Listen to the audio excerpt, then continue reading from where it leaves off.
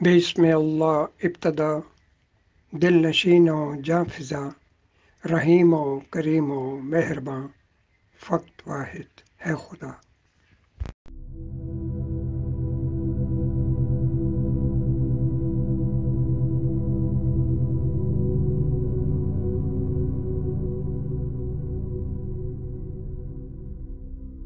انیسویں صدی عیسوی کے نصف میں انگریز راج انڈیا میں اپنے چوبن پر تھا۔ وہ لوگ جو یہاں تجارت کی غرض سے آئے تھے مالک بن بیٹھے۔ 1857 میں ہندوستان میں بہت سے لوگوں نے اپنی جانیں قربان کر دی تاکہ ہندوستان کو دوسروں کے تسلط سے آزاد کرایا جا سکے، اور آزادی کی اس تحریک نے کافی زور پکڑا۔ یہ ہماری تاریخ کا ایک طوفانی باب ہے۔ ہمارے بہت سے محب وطن شہید ہو گئے۔ ان کی شہادت آزادی کی خاطر تھی جو لوگوں کے دل و دماغ میں گھر کر رہ گئی۔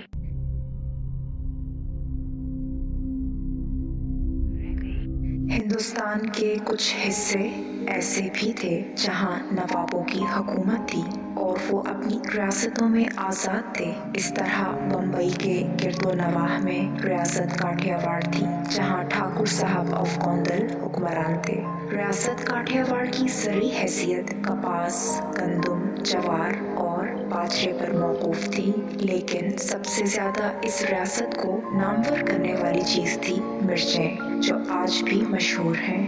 کاٹھیا واڑ کے لوگ آج بھی کھانے کی میز پر مرچیں رکھتے ہیں جو ان کی علاقائی شناخت کا موجب بنتی ہیں۔ ریاست کاٹھیا واڑ کا دارالخلافہ گوندل تھا جو کہ دور و نزدیک شہروں میں اپنی برتری کا حامل تھا۔ ریاست کاٹھیا واڑ کے دارالخلافہ گوندل کے قریب گاؤں پانیلی تھا جس کی آبادی 1857 کی جنگ آزادی میں صرف 1000 کے قریب تھی، جہاں پاکستان کے رہنما قائد اعظم محمد علی جناح رحمۃ اللہ علیہ کے دادا حضور پونجا رہتے تھے۔ صدیوں سے پونجا کے دادا پردادا، ان کے بڑے بوڑھے اس گاؤں میں رہائش پذیر تھے۔ قائد اعظم کے دادا حضور پانیلی کے زمیندار تو تھے نہیں بلکہ گاؤں میں صنعت کار تھے جن کے پاس ہاتھ سے چلنے والی چند ایک مشینیں تھیں جو کاٹن کا کپڑا بناتی تھیں۔ قائد اعظم کے دادا حضور دن رات چند رکھے گئے مزدوروں کے ساتھ محنت کرتے، اور تھکا دینے والی یہ محنت ان کو قرب و جوار میں ایماندار صنعت کار مشہور کر گئی۔ وہ اپنے خاندان میں اچھے کھاتے پیتے گھرانوں میں سے ایک تھے۔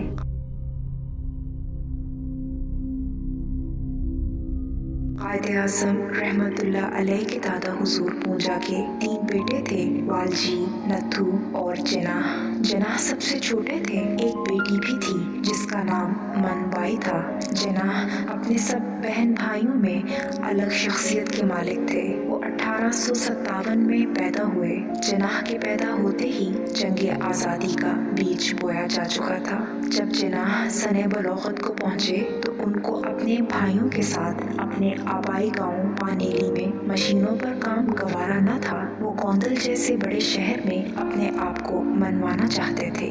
گاؤں کے کونے کونے میں جناح کی شخصیت اور مضبوط کردار کو سراہا گیا، اور یہ خبریں بھی گرم تھیں کہ یہ جوان جلد یا بدیر کسی اور کاروبار میں گاؤں سے باہر چلا جائے گا۔ جناح لوگوں سے گوندل جیسے بڑے شہر کی کہانیاں سنتے رہے، اور گاؤں کے کنویں پر سنی گئی یہ کہانیاں جناح کے مستقبل کی جانب ایک قدم تھا۔ جو ہی جناح کے والد محرم پونجا نے اپنے بیٹے کی خواہشات کو پرکھا تو انہوں نے کچھ رقم جناح کو دے دی، لیکن زیادہ اثاثہ نصیحتوں کا تھا۔ کاروباری شخصیت ہونے کے ناطے باپ نے معیشت کے بارے سنہری باب کھولتے ہوئے کہا کہ بیٹا، پیسہ کسی کاروبار میں لگانے سے پہلے اس کاروبار کی اونچ نیچ اچھی طرح جان لینی چاہیے۔ بالآخر ڈھیروں دعاؤں کے ساتھ باپ نے بیٹے کو رخصت کیا اور جناح پانیلی سے گوندل چلے گئے۔ وہاں انہوں نے چند ماہ کے اندر اندر کچھ اشیاء خریدیں، اور پھر بعد از فروخت جو منافع کمایا وہ منافع گاؤں کے کاروبار سے کہیں زیادہ تھا۔ چند ماہ بعد جب جناح گوندل سے پانیلی تشریف لائے تو باپ अपने बेटे की जहानत पर बहुत खुश था। पूरा गांव जिनाह की तारीफ करते न थकता था। जिनाह के दोनों भाई और बहन ब्याहे जा चुके थे। अब बारी थी सिर्फ जिनाह की। बाप की जिम्मेदारियों में आखिरी जिम्मेदारी जिनाह की शादी किसी अच्छी जगह अपने खानदान में करनी थी। जिनाह के बाप दादा का ताल्लुक इस्माइली फिरका ख्वाजा से था। पूजा के सामने ये बात खुल के आ चुकी थी कि जिनाह कौंदल में कामयाब जिंदगी गुजारने में कामयाब हो जाएगा। इसलिए उनकी तजुर्बाकार निगाहों ने ये भांप लिया कि बेटे को इतने बड़े शहर में रवाना करने से पहले उसकी शादी कर देनी चाहिए। इसीलिए उन्होंने शादी कराने वालों से कहा कि वो जिनाह के लिए उनके खानदान से किसी अच्छी लड़की का चुनाव करें। माशरती रस्म रवाज के मुताबिक साथी ढूंढने वालों ने आखिर हीरा तलाश कर लिया, जो कि पानेली से 10 मील के फासले पर था। ये हीरा धाफा में पाया गया। जिनाह के लिए चुने गए साथी का खानदान अपने गांव धाफा में काफी मोअज़्ज़ज़ गिना जाता था और इस तरह जिनाह की शादी खाना आबादी मिठी बाई से बहसन खुशी 1874 में हो गई। जिनाह पानेली से निकलकर कौंदल आए और अब कौंदल से वो अपना कदम बम्बई की जानिब बढ़ाना चाहते थे। बम्बई में उनके लिए काफी मौक़े मौजूद थे। जिनाह की किस्मत का सितारा उरूज पर था। बम्बई से उन्होंने कराची जाना मुनासिब समझा, क्योंकि कराची की बंदरगाह इस वक्त मरकजियत हासिल करती जा रही थी और दुनिया जहां से कारोबारी हैसियत के हामिल सौदागरान अपने माल को कराची तक लाकर फरोख्त कर रहे थे। कौंदल को हमेशा के लिए जिस तरह उन्होंने खैर बात कहा, इस तरह बम्बई को भी अलविदा कहते हुए जिनाह अपनी शरीक हयात समेत कराची आ गए। इस तरह काठियावाड़ से कराची तक का सफर तय हुआ। जिनाह कराची में आ तो गए, लेकिन उन्हें कराची जैसे बड़े शहर के उतार चढ़ाव का अभी तजुर्बा न था। खारादर जैसे इलाके में जहां हर रोज मछली पकड़ने वाली बेबहा कश्तियां टनों के हिसाब से मछलियां धूप में सुखाने के लिए लाती थीं और फिर इन सूखी मछलियों को खारादर के बड़े बड़े गोदामों में स्टोर कर लिया जाता था। ये खारादर वो जगह है जहां बहिरा अरब का नमकीन पानी गलियों बाजारों में चला आता है, अपने नाम की तरह मशहूर है। इसी तरह मीठा दर जहां लियारी और मलीर के दरियाओं का मीठा पानी अपना काम दिखाता है, मीठा दर कहलाता है। यहाँ आप घुटने तक जमीन खोद मीठा पानी निकल आता है। और सदर जहां अंग्रेजों की फौजी बारकें हैं और कैंटोनमेंट का एरिया कहलाता है। जिनाह ने 2 कमरे का कुशादा सा फ्लैट खरीद लिया, जो कि यनून बाम रोड खारादर में मौजूद है। इस वक्त यहाँ तमाम कारोबारी लोगों का मरकज गिना जाता था। लोग जो गुजरात और काठियावाड़ से भी आए थे यहाँ रिहाइश पजीर थे। जिनाह ने जो फ्लैट लिया वो पत्थर से बनाई गई इमारत थी। इसकी छत और सतह अच्छी लकड़ी से तामीर शुदा थी और ये फ्लैट पहले फ्लोर पर था। इसकी बालकोनी लकड़ी और लोहे से बनाई गई थी। सारा दिन ठंडी हवाओं का गुजर होता और ताज़ा हवा के झोंके बालकोनी से गुजरते। रात के वक्त इस बालकोनी में चारपाई पर सोने का मजा आ जाता। बालकोनी और रुख साहिल समंदर की जानिब था, जो सारा साल कुदरती हवाओं से रहने वालों को तरोताज़ा रखती। मंझे हुए जवान जिनाह ने अपने कारोबार की अच्छी तरह जांच पड़ताल की। उसे बाप की नसीहत पर अमल करना था। अगरचे वो ज्यादा लिखे पढ़े नहीं थे, लेकिन कारोबारी लोगों में हर रोज की बातचीत उनको काफी हद तक इस काबिल बना चुकी थी कि वो अंग्रेजी में खुलकर बात कर सकते थे। उन्होंने जिस काम को भी हाथ लगाया उस काम ने सोना उगला। इस वक्त कराची में चंद एक इंग्लिश फर्में थीं, जिनमें सबसे ज्यादा कारोबारी फर्म ग्राम ट्रेडिंग कंपनी इंग्लैंड की थी, जो कराची की पैदा करदा तमाम अशिया बरामद करते थे और सारिफीन की इस्तेमाल करने वाली अशिया बरामद करते थे। अपनी खुदादाद काबिलियत की बिना पर जिनाह ने इस कंपनी के जनरल मैनेजर से अपने रवाबित कारोबारी सतह पर काफ़ी मजबूत बना लिए और दिन रात की इस मेहनत से वो इस मकाम पर जा पहुँचे जहाँ उनका नाम अच्छे अच्छे सौदागरों में लिया जाने लगा। इस तरह जिनाह पूंजा एंड कंपनी सरे फहरिस्त आ गई। एक वक्त ऐसा भी आया कि कंधार से बहुत सारे अफगानी सौदागर कराची में कारोबार के लिए आ गए और जिनाह ने उनके साथ भी कारोबारी राहो रस्म बढ़ाए। एक अरसे तक उनसे बातचीत करते करते जिनाह फारसी में भी बातचीत करने के काबिल हो चुके थे। गुजरात काठियावाड़ से आए हुए इस सौदागर के घर पानेली में गुजराती बोली जाती थी और कराची में आने के बाद कच्ची और सिंधी ज़बान पर भी अबूर हासिल हो गया। ग्राहम एंड कंपनी के साथ अच्छे कारोबार से जिनाह इस काबिल हो गए कि बैरून मुल्क भी उनकी साख मजबूत हो गई। खासकर इंग्लैंड और हांगकांग के साथ कारोबारी सिलसिला उनका अच्छा चल गया। इन्हीं दिनों की बात है कि खारा दर के कारोबारी लोग बैंकिंग भी करने लगे। सिंध, बलोचिस्तान और पंजाब का सारा कारोबार कराची की बंदरगाह के साथ मुंसलिक था। इस तरह कारोबार करने के लिए लाजमी सबको बैंक की जरूरत थी। इस तरह खारा दर के सौदागरों के पास रकूम जमा हो जाया करती थी और दूसरी जगहों के लोग खारा दर के सौदागरों के दफ्तर इस्तेमाल करने लगे। जिनाह पूंजा एंड कंपनी की साख इतनी मजबूत थी कि लोग जिनाह की बात को एक बॉन्ड समझकर रकूम रख जाते थे और इस साख को जिनाह ने कभी गिरने नहीं दिया। लोग जिनाह की जुबान पर बेहद एतमाद करते थे।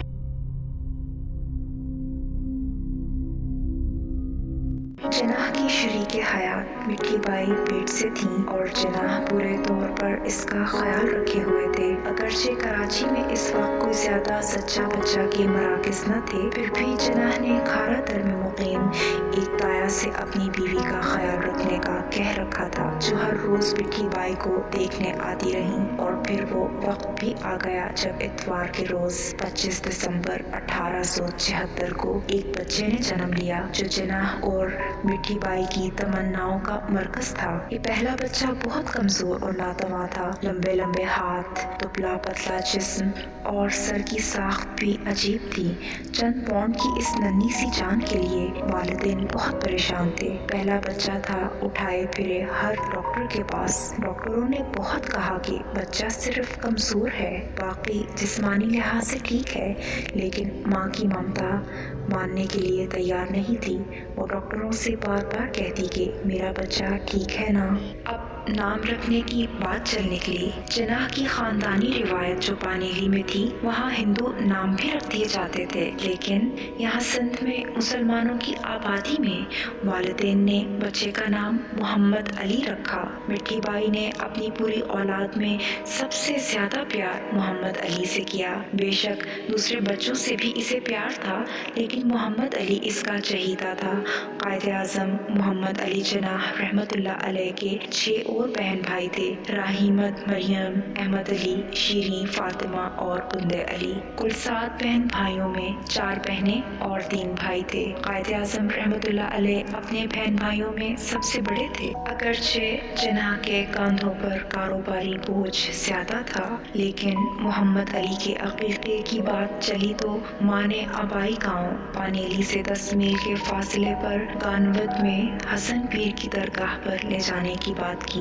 पीर साहब के बारे में मिठी बाई का अंधाधुंध एतकाद था। पीर साहब के बारे उन्होंने बहुत सारी सच्ची दास्तानें सुन रखी थीं। खानदानी रस्म और रवाज के मुताबिक माँ अपने बच्चे के अकीके पर पीर साहब की दरगाह पर ले जाकर सर के बाल मुंडवाना चाहती थी और माँ अपने बेटे की मनता पूरी करना चाहती थी। ये मनता बच्चे के सुनहरी मुस्तकबिल के लिए थी। पहले पहले कारोबारी मजबूरियाँ सुनाते हुए जिनाह ने अपनी बीवी को रोकना चाहा कि कराची से 1 महीने के लिए शायद वो बाहर न जा सके, लेकिन फिर बीवी और बच्चे का ख्याल आया तो कराची से काठियावाड़ तक पहली सफर का सामान बांधा। चंद महीने के बच्चे के साथ वालिदैन ने सफर शुरू किया, जो कराची बंदरगाह से वेरावाल काठियावाड़ की एक बंदरगाह तक का था। ये पहली बेड़ा जिसमें जिनाह, इसकी बीवी और बच्चा था, मुसाफिरों से खचाखच भरा हुआ था, एक तूफान में घिर गया और समंदर की लहरों पर एक लकड़ी का तख्ता नजर आने लगा। हर तरफ परेशानी का आलम था। जिनाह ने आसमान की जानिब देखा और बादलों की मिली भगत से वो घबरा गए। दूसरी जानिब मिठी बाई ने मोहम्मद अली को अपने सीने से चिमटा लिया और धड़कते दिल से दुआ की कि खुदाया इस समंदरी तूफान और गर्दों की तूफानी बादोबारा से हम सबको महफूज कर, और जब हम खुशकी पर पहुंचेंगे तो मैं एक दिन और पीर साहब की दरगाह में रुकूंगी ताकि खुदा ताला का शुक्र अदा कर सकूं। माँ की दुआ पूरी हुई। खतरा के बादल छट गए और पहली बेड़ा वेरावाल की बंदरगाह पर लंगर انداز ہو رہا تھا۔ جو ہی انہوں نے اپنے پاؤں خشکی پر رکھے تو وہاں سے انہوں نے ایک بیل گاڑی میں سفر شروع کیا تاکہ پیر صاحب کی درگاہ تک جا سکیں۔ بحیرہ عرب کے سفر سے لے کر بیل گاڑی کے سفر تک ایک معصوم بچے کو سینے سے چمٹائے ماں چلی جا رہی تھی۔ بالآخر سفر اختتام کو پہنچا اور تمام اہل خانہ پیر صاحب کی درگاہ پہ اکٹھے ہوئے۔ محمد علی کا سر منڈوا کر ماں نے منت پوری کی۔ آئیے آپ کو پیر صاحب کے بارے کچھ بتاتے چلیں۔ حسن پیر ایران سے اسماعیلی مشن پر بلوچستان تشریف لائے۔ کچھ عرصہ ملتان میں بھی گزارا۔ جہاں جہاں وہ گئے بہت سارے لوگ ان کے ہاتھوں مشرف با اسلام ہوئے۔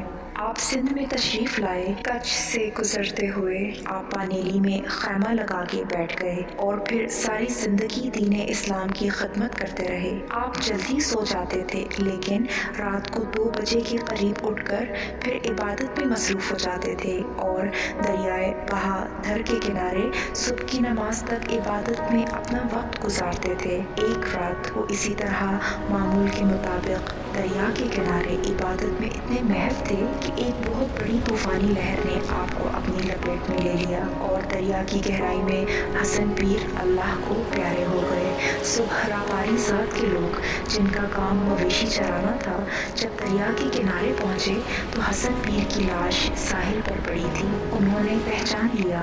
اس طرح پانیلی میں حسن پیر کی درگاہ بن گئی اور ہندو مسلمان ہر کوئی وہاں آپ کے عرس مبارک پر پہنچتا ہے جو کہ ہر سال ہوتا ہے۔ قائد کا عقیقہ حسن پیر کی درگاہ پر ہو گیا اور پھر پانیلی کے باشندوں کو دعوت عقیقہ پر بلایا گیا۔ جناح کے دوست بہت خوش تھے کیونکہ پانیلی سے گیا ہوا ان کا دوست کافی مشہور سوداگر بن چکا تھا۔ اس دن دیکھنے والوں نے دیکھا کہ پانیلی کے کسی گھر میں بھی کھانا نہیں پکا بلکہ برتنوں نے آرام کیا اور قائد کی دعوت عقیقہ بڑے جوش و خروش سے ہوئی۔ ہر کوئی محمد علی کو دیکھتا اور خوش ہوتا۔ کاٹھیا واڑ سے پھر کراچی پہنچنے پر جناح اپنے کاروبار میں مصروف ہو گئے اور مٹھی بائی محمد علی کی چاہتوں میں کھو گئی۔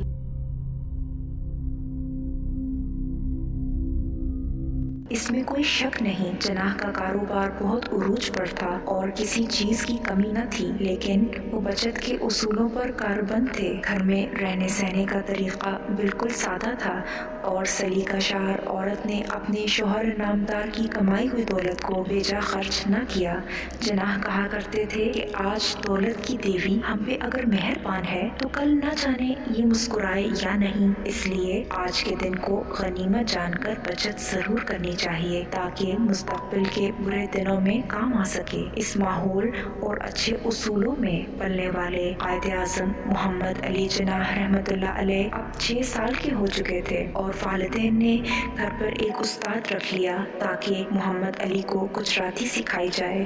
والدین سمجھتے تھے کہ ابھی محمد علی اسکول نہیں جا سکے گا جو کہ گھر سے کافی فاصلے پر تھا اور پیدل 6 سالہ بچہ ابھی اس راستے کو اپنا نہیں سکے گا۔ محمد علی اپنے استاد محترم کے ساتھ جلدی گھل مل گئے اور جو ہی وہ محلے کے بچوں کے ساتھ کھیلتے تو وہ اپنے آپ کو لیڈر سمجھتے ہوئے قیادت کرتے۔ سو بچپن سے ہی قیادت کا تصور ان کے ذہن میں تھا۔ ہونہار بروا کے چکنے چکنے پاؤں۔ بہرحال جب محمد علی کی عمر 9 سال کے قریب پہنچی تو انہیں پرائمری اسکول میں داخل کروا دیا گیا۔ ہر سال محمد علی خود اپنا محاسبہ کرتے رہے کیونکہ دوسرے بچے امتحانوں میں قائد سے زیادہ نمبر لے جاتے تھے، جبکہ شروع دن سے محمد علی نے اپنے آپ کو لیڈر سمجھا اور آج بڑی حد تک کی بات تھی کہ پڑھائی میں کوئی دوسرا لیڈر بن جائے۔ اسی شش و پنج میں ایک دن جناح نے پوچھ لیا، کیا بات ہے محمد علی، تم پڑھائی میں دل کیوں نہیں لگاتے؟ تو جھٹ ماں نے جواب دیا کہ میرا محمد علی بہت بڑا آدمی بننے والا ہے، بے شک دیکھ لینا۔ باپ نے مسکراتے ہوئے کہا کہ میٹرک کے بعد اسے میں اپنے دفتر لے جاؤں گا۔ ماں نے بڑی جانفشانی سے بچے کی تربیت کی اور اسے ہمیشہ کہا کہ پڑھائی میں اپنا مقام پیدا کرو تاکہ تم ایک بڑے آدمی بن سکو۔ باپ نے بھی کافی نرمی دکھائی اور بڑے پیارے انداز میں پوچھا کہ محمد علی کیا بات ہے،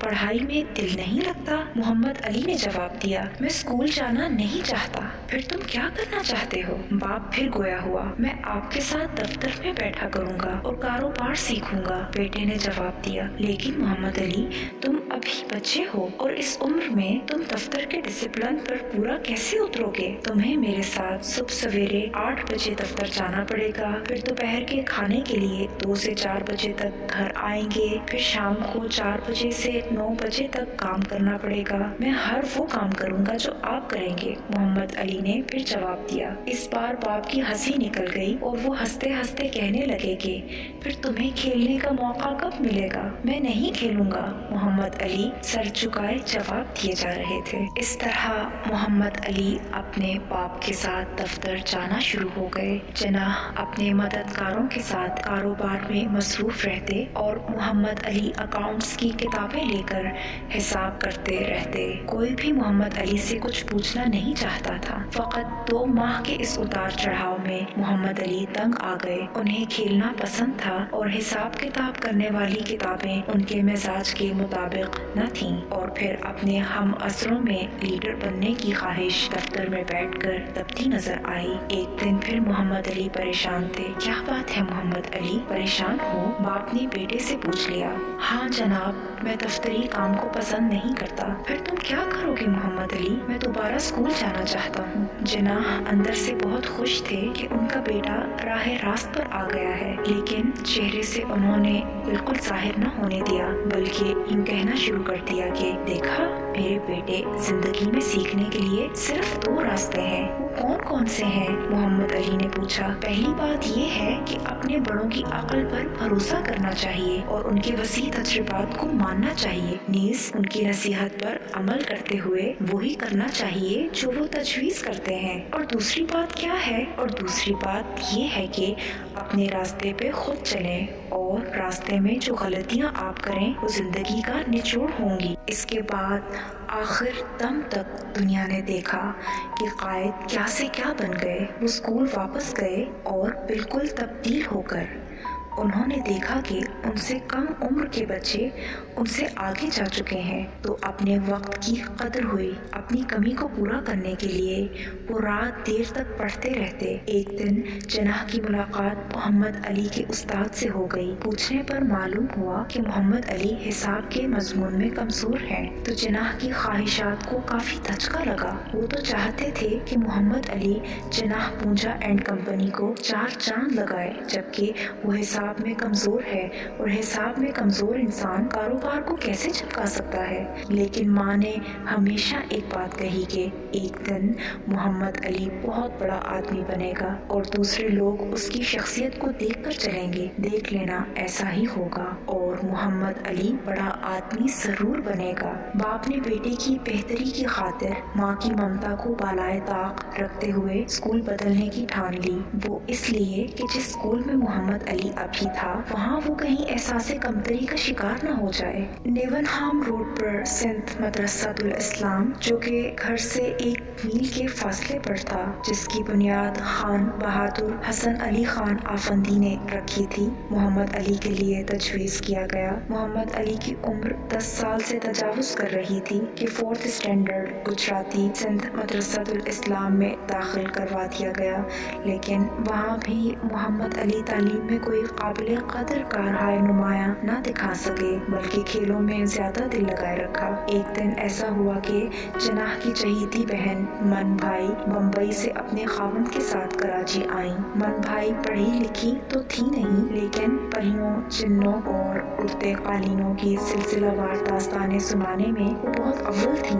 हर रोज कहानी का सिलसिला चलता और फिर कहानी दूसरे रोज तक चली जाती। जनाह और मिठी भाई मन भाई के साथ गुफ्तो शनीद में मोहम्मद अली का जिक्र कर बैठे कि तालीम में इसका दिल नहीं लगता। मन भाई फूफी थी, मोहम्मद अली को अपने साथ ले गईं और बम्बई में अंजुमन इस्लाम स्कूल में दाखिल करवा दिया। वहाँ से मोहम्मद अली ने 4th गुजराती पास की और इस काबिल हो गए कि 1st स्टैंडर्ड इंग्लिश में दाखिला ले सकें। माँ बेटे की जुदाई बर्दाश्त न कर सकी और मोहम्मद मोहम्मद अली एक बार फिर बम्बई से कराची आ गए। सिंध मदरसातुल इस्लाम में रोल नंबर 178, तारीख दाखिला 23 दिसंबर 1887 रिकॉर्ड है। मोहम्मद अली ने पढ़ाई के साथ साथ घुड़सवारी में दिल लगा लिया और खारा दर के एक और ताजिर का बेटा करीम कासिम और मोहम्मद अली दोनों हर रोज दूर तक घुड़सवारी करते निकल जाते। मोहम्मद अली को अपना घोड़ा बहुत पसंद था जो सर उठाए गर्दन अकड़ाए चलता था। एक बार फिर मोहम्मद अली ने अपने बाप से कहा कि वो स्कूल बदलना चाहता है और स्कूल के रिकॉर्ड से पता चलता है कि जब वो इंग्लिश 4th स्टैंडर्ड में थे 5/1/1891 को उन्होंने स्कूल बदल लिया और CMS हाई स्कूल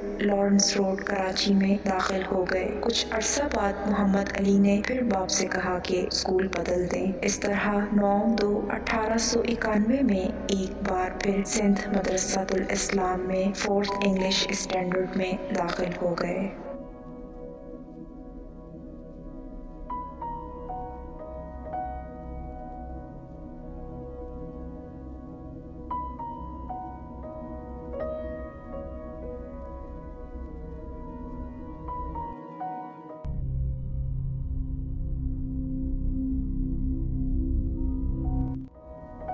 अब मोहम्मद अली 15 साल के हो चुके थे और जिन्नाह बहुत परेशान थे कि आखिर इसके बेटे का क्या बनेगा। इतने में general manager Graham trading company ने राय दी कि मोहम्मद अली को इंग्लैंड रवाना कर दें ताकि उनकी कंपनी में वो बहैसियत अप्रेंटिस 3 साला कोर्स कर लें और बिजनेस एडमिनिस्ट्रेशन में क्वालिफाई होने के बाद वो कारोबार में हाथ बटा सकेंगे। बाप को ये तजवीज़ बेहद पसंद आई, लेकिन जिन्नाह सोच भी रहे थे कि बच्चे की पढ़ाई पर खर्चा कितना आएगा। इसका तज़किरा उन्होंने जनरल मैनेजर से किया और हिसाब लगाने पर उन्होंने बिलआखिर मोहम्मद अली को लंदन रवाना करने की ठान ली। माँ ने जब सुना कि मोहम्मद अली विलायत जा रहे हैं तो उनकी ममता ने तड़पना शुरू कर दिया, लेकिन बेटे के सुनहरी मुस्तकबिल की खातिर माँ को लबों पर कुफ्ल लगाने पड़े।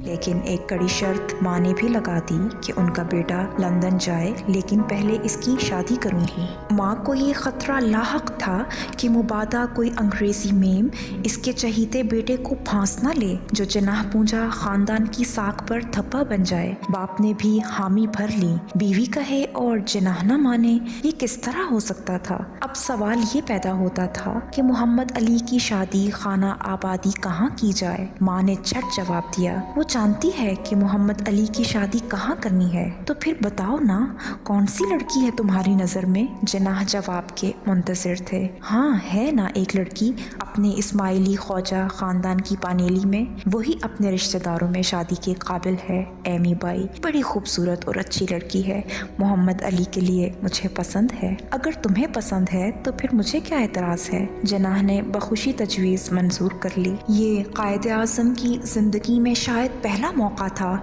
कि उन्होंने ज़िंदगी के इतने बड़े फैसले पर अपनी राय को मुकद्दम करने की बजाय एक होनहार ताबे फरमान बच्चे की तरह वालिदैन की खुशियों को अव्वलियत दी। हमारे कायद वालिदा से बेहद मोहब्बत करते थे। ये इस दौर की बात है जब रिश्ते नाते सिर्फ वालिदैन अपनी मर्जी और तजर्बे की बिना पर किया करते थे और बच्चों को कोई एतराज़ नहीं हुआ करता था। इस तरह कायदे आज़म मोहम्मद अली जिन्नाह की मंगनी एमी बाई से हो गई। मंगनी के नतीजे में कायद को सिंध मदरसातुल इस्लाम मौरखा 30/1/1892 को हमेशा हमेशा के लिए खैरबाद कहना पड़ा, जबकि वो स्कूल रिकॉर्ड के मुताबिक इस वक्त 5वीं इंग्लिश स्टैंडर्ड के तालिब इल्म थे। कराची से इस शादी के लिए मोहम्मद अली, जिन्नाह, मिठी बाई, मन बाई फूफी और बहुत सारे रिश्तेदार बजरिया बहरी सफ़र वीरावाल बंदरगाह तक गए और वहां से बैलगाड़ियों की यलगार पानेली तक पहुंची।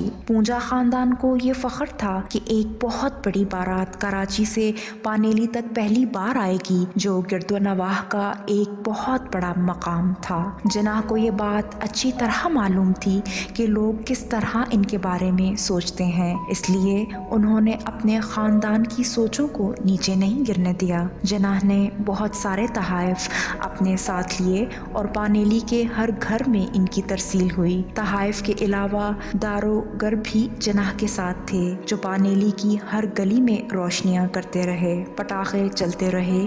آنکھوں کو خیرہ کرنے والی روشنیاں پہلی بار پانیلی کے کونے کونے میں پھیل چکی تھی۔ نقارے بج رہے تھے۔ بانس کی دو پتلی پتلی چھڑیاں جب بڑے ڈھول کی جلد پر پڑتی تو دور دور تک شادی کے شادیانے بج اٹھتے۔ عورتوں نے بھی ڈھولک پر گیت گائے۔ تحائف اور مٹھائی کے ساتھ زیورات بھی تھے۔ آگے آگے نقارے بجائے جا رہے تھے اور پیچھے پیچھے باراتیوں کا اپنا ایک رنگ تھا۔ عورتیں گانے گاتیں، چاول سر پر سے نچھاور کرتیں جیسا کہ اس وقت کے مطابق رواج تھا۔ لڑکی والوں کے گھر بارات پہنچ گئی۔ پانیلی کا پورا گاؤں مکمل ایک ہفتہ تک باراتی رہے گا اور یہ پروگرام چلتا رہا۔ قائد اعظم محمد علی جناح دلہا بنے، گلے میں پھولوں کے ہار، باراتیوں کے ساتھ اپنے دادا حضور کے گھر سے چلے اور پھر دلہا دلہن کے گھر پہنچ گیا۔ دلہن ایمی بائی ہاتھوں پہ ہنا سجائے زیورات سے لدی زرق برق کپڑوں میں خوبصورت دلہن کا ایک نمونہ بنی ہوئی تھی۔ گاؤں کے مولوی صاحب نے قرآن پاک کی تلاوت کی اور پھر نکاح پڑھانے کا اہم فریضہ بھی ادا ہوا۔ مبارک مبارک کے ساتھ ہر طرف خوشیاں ہی خوشیاں تھیں۔ رسم و رواج کے مطابق نئی نویلی دلہن 3 ماہ نہیں تو 1 مہینے تک دعوتوں میں مصروف رہتی، لیکن ادھر یہ عالم تھا کہ جناح اپنے وسیع کاروبار کو زیادہ دیر تک نہیں چھوڑ سکتے تھے۔ وہ کراچی جانا چاہتے تھے اور جناح کی شریک حیات کسی صورت بھی جناح کو اکیلا نہیں چھوڑ سکتی تھیں، کیونکہ جناح کے کھانے کا خاص خیال رکھا جاتا تھا۔ وہ گرم گرم روٹی کھانے کے عادی تھے اور مٹھی بائی کو نوکروں پر اعتبار نہ تھا۔ وہ کھانا خود اپنے ہاتھوں سے اپنے خاوند کو دیتی تھیں۔ محمد علی جناح بھی زیادہ دیر اکیلے پانیلی میں نہیں رہ سکتے تھے۔ گفت و شنید دونوں خاندانوں میں چلتی رہی اور معاملہ کسی حتمی فیصلے پر نہ پہنچ سکا۔ محمد علی بڑوں کی بات میں آنا نہیں چاہتے تھے، لیکن جب انہوں نے دیکھا کہ کوئی بھی فیصلہ نہیں ہو پا رہا تو ایک دن وہ خود ہی والدین کو بتائے بغیر اپنے سسرال کی جانب چل دیے۔ سسرال والوں نے اپنے داماد کی بے حد خدمت کی۔ کچھ توقف کے بعد بالآخر محمد علی جناح نے اپنے سسرال والوں سے کہنا شروع کیا کہ وہ اپنی دلہن کو لینے آئے ہیں، کیونکہ زیادہ دنوں تک ہم سب پانیلی میں نہیں ٹھہر سکتے۔ مجھے یقین ہے کہ آپ کو اس بات پر کوئی اعتراض نہ ہوگا۔ اگر یہ بات قابل قبول نہیں تو ٹھیک ہے، ہم چلے جاتے ہیں اور جب دل چاہے آپ اپنی بیٹی کو کراچی روانہ کر سکتے ہیں، لیکن بہت ممکن ہے کہ میں اس وقت کراچی سے یورپ روانہ ہو جاؤں۔ اس طرح آپ کی بیٹی کو میرا انتظار کرنا ہوگا، کیونکہ یورپ سے میں 3 سالہ کورس کرنے کے بعد آؤں گا۔ قائد اعظم کی دلیری اور فہم و فراست نے یہاں بھی کام دکھایا اور قائد کے سسرال والے بیٹی کو ساتھ روانہ کرنے پر راضی ہو گئے۔ اس طرح 2 خاندانوں میں جو فیصلہ نہیں ہو پا رہا تھا قائد کی صلاحیتوں سے حل ہو گیا۔ جب دلہن گھر آئی تو رسم و رواج کے مطابق اوڑھنی دلہن کو کرنی پڑتی تھی، لیکن قائد اعظم نے رائے پیش کی کہ دلہن گھر میں میرے والدین کی بیٹی کی طرح ہے اور پھر بیٹی کو والدین سے پردہ کیوں کرنا چاہیے، لہٰذا پردہ کی بجائے ایک خاندان کا فرد بن کر رہنا چاہیے۔ یہ بات محمد علی کے والد محترم جناح کو بھی پسند آئی۔ اس طرح پہلی بار پرانی رسم بھی ختم ہو گئی۔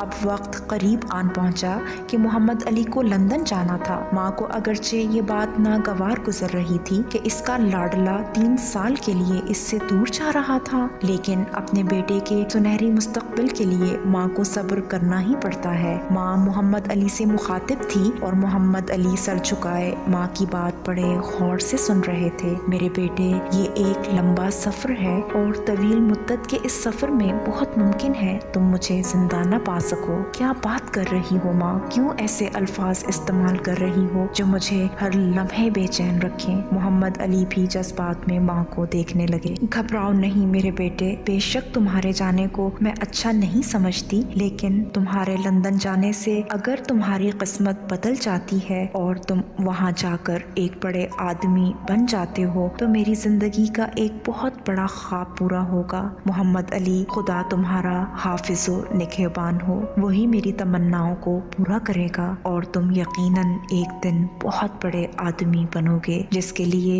मेरा सर फख्र से ऊंचा हो जाएगा। कायदे आज़म मोहम्मद अली जिन्नाह अपने इस सफ़र पर गामज़न हो गए। कायदे आज़म इस वक्त सिर्फ 16 साल के थे जबकि इनकी बीवी एमी बाई 14 साला नई नवेली दुल्हन थी जिसके हाथ की मेहंदी अभी पूरे तौर पर नुमाया थी। माँ ने बहुत सी दुआओं के साथ अपने लाडले को रवाना किया तो बाप ने भी अपने जज्बात पर काबू रखकर मोहम्मद अली को अलविदा किया। बीवी ने भी कायद को जाते हुए देखा। बहन भाइयों ने भी अपने बड़े भाई की कमी को महसूस किया, लेकिन मुसाफिर को जाना ही है तो फिर रोकेगा कौन। माँ का लाडला मोहम्मद अली घर की दहलीज पार करके 7 समंदर पार जा रहा था।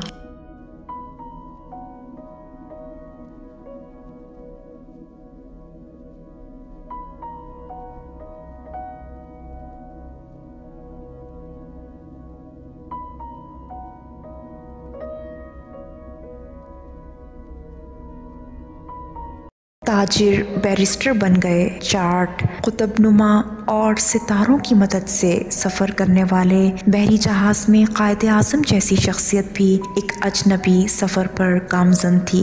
इस बहरी जहाज़ में कुछ बच्चे अपने वालिदैन के साथ सफ़र कर रहे थे, लेकिन कायदे आज़म इन सब में जवान नज़र आ रहे थे। ये 1890 की बात है जब मोहम्मद अली सिर्फ 16 बरस के थे। जहाज़ में एक हम सफ़र अंग्रेज़ ने आपसे पूछ लिया कि इंग्लैंड का सफ़र वो किस मकसद के लिए कर रहे हैं। क्या वो इंग्लैंड में किसी को जानते हैं और अपनी ज़िंदगी में वो क्या बनना चाहते हैं। इतने ढेर सारे सवालात इस अंग्रेज़ ने कायद के तन्हा सफ़र करने पर किए। कायद के तसल्ली बख्श जवाबात पर वो हर रोज़ कुछ न कुछ पूछता रहा और सफ़र कटता गया। बम्बई से इंग्लैंड का सफ़र 3 हफ्तों का था और रास्ते में काफ़ी बंदरगाहें आती थीं। जो ही पोर्ट सईद नज़दीक आई, इस अंग्रेज़ ने मोहम्मद अली को बताया कि अपने पर्स का ख्याल रखना, यहाँ के लोगों की उंगलियाँ काफ़ी तेज़ हैं, वो रकम निकाल लेते हैं। कायदे आज़म ने बुजुर्ग अंग्रेज की बात सुनकर ये चैलेंज कबूल कर लिया कि देखते हैं लोग कैसे पैसे निकाल लेंगे। कायदे आज़म पोर्ट सईद पर खूब घूमे और वापस आकर अंग्रेज बुजुर्ग से कहा कि मेरा पर्स बिल्कुल महफूज है, देखा मैंने अपनी हिफाजत किस तरह की है। ये हुई ना बात पर खुददार। सबसे बेहतर यही है कि अपनी पूरी जिंदगी में हर चीज की एहतियात करनी चाहिए। इसके साथ ही वो बुजुर्ग अंग्रेज मार्सेल्स उतरते हुए कायद को अपना लंदन का एड्रेस भी दे गया कि जब दिल चाहे तुम मेरे पास आ सकते हो।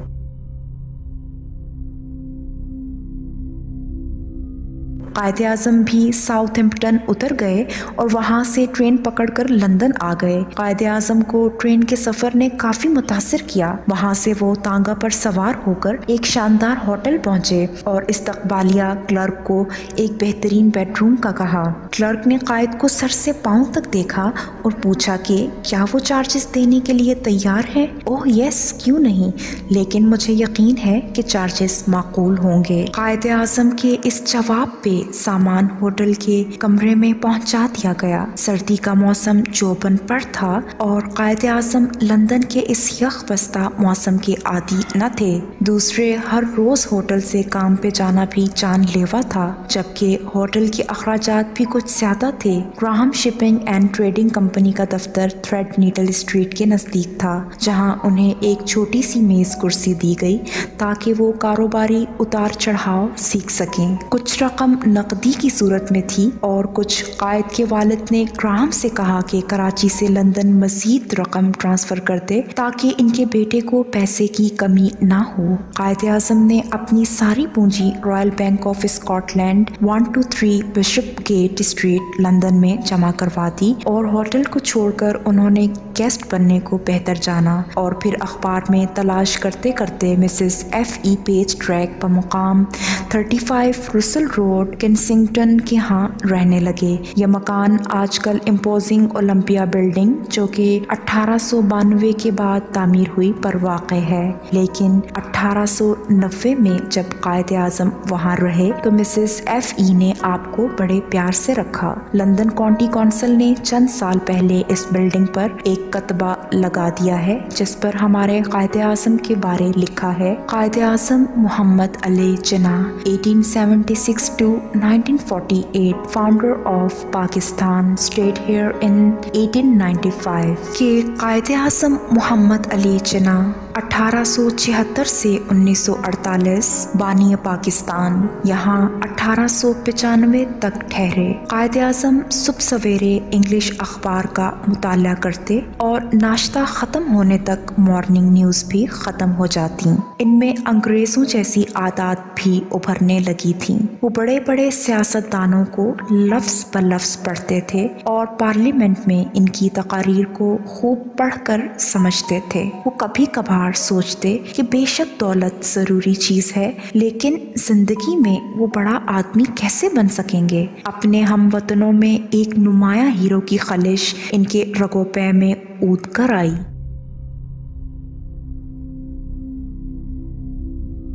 वो ग्राहम शिपिंग कंपनी से भाग जाना चाहते थे। वहाँ से सीखकर उन्हें बाप के कारोबार को चमकाना था, लेकिन वो हीरो नहीं बन सकते। उनके दिमागी खलियों में बदलते ख्यालात का धारा बड़े बड़े सियासतदानों की जानिब चला गया। बहुत सारे कानूनदान थे। इसी सोच में कायद रात दिन सरगर्दा थे कि इसी साल एक कोर्स की जानिब नज़र उठ गई जिसका नाम था लिटिल गो।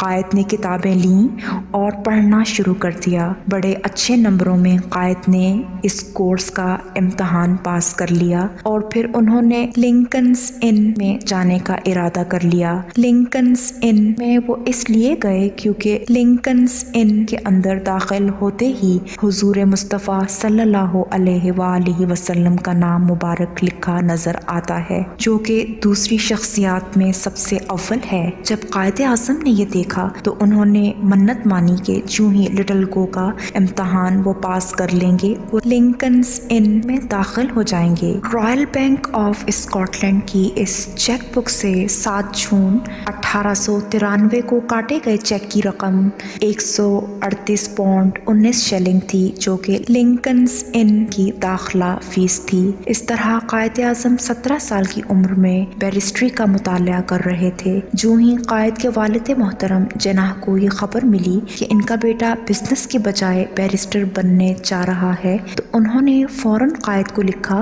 कि जितनी जल्दी हो वापस आ जाओ। इसके बावजूद कायद ने बड़ी प्यारी तहरीर में बाप से इजाज़त मांगी ताकि वो अपनी तालीम जारी रख सकें। कायद ने ये भी लिखा कि मैं आपसे मजीद और रकम भी नहीं मांगूंगा, पार्ट टाइम काम करके अपना वक्त गुजार लूंगा। बाप ने बिल आखिर कायद के साथ ताउन किया। जो ही कायद आज़म कराची से इंग्लैंड आए, कुछ अरसे बाद कायद आज़म की बीवी एमी बाई फोत हो गई और फिर जब वो लिंकन्स इन में बैरिस्ट्री कर रहे थे, इस वक्त वालिदा की नागहानी मौत पर इनको बहुत सदमा पहुंचा। वो माँ से बहुत मोहब्बत करते थे, काफ़ी रोते रहे, दिल बिल्कुल नहीं लग रहा था, लेकिन माँ की आखिरी बात पर भी वो पाबंद होके रह गए थे कि मोहम्मद अली तुम एक बड़े इंसान बनोगे। माँ आखिरी बेटे बुंदे अली को जन्म देकर मालिक हकीकी से जा मिली थी। इस बात का कायद को अफसोस रहा कि माँ उसे बड़ा आदमी बनते देख तो लेती। माँ के मरने के बाद जिन्ना भी अकेले हो गए। 6 बच्चों की परवरिश